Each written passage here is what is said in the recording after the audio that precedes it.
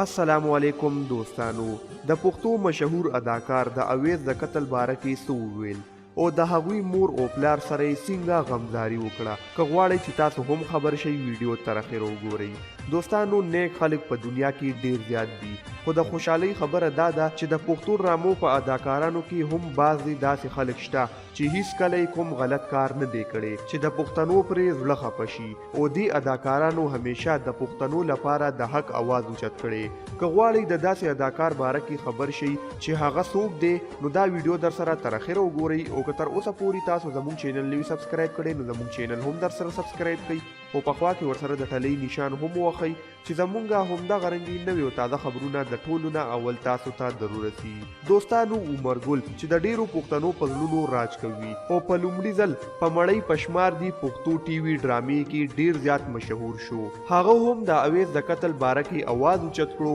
او له حکومت یې وغوښتل چې د اویز قاتل دی زر تر زره گرفتار شي او هغه ته دې سخته نه سخته سزا ورکړل شي هغه د امیر تاکالي په وخت کې هم د حق چغه اوچته کړه او ویلی وو چې منو چې امیر تاکال سره ډیر زیات ظلم شوی خو پولیسو ته دا نو پکار چې امیر تاکاله په دې کې سم شرمولې وو دوستانو د عمرګل په شان اکران دی الله جل جلاله همیشه خوشاله لري ځکه چې هغه د خپل فن په رڼا کې د ډیرو پښتنو په خوله باندې خندا راوستي او همیشه په پازیټیو ډرامو کې رولونه کړي او د پښتنو په خوله باندې خندا راوستي الله جل جلاله دی عمرګل ته ډیر ژوند ورکړي په کمنټ کې امین ولیکئ تر بلې ویډیو مو په لوی الله سپارم د لوی خدای په امان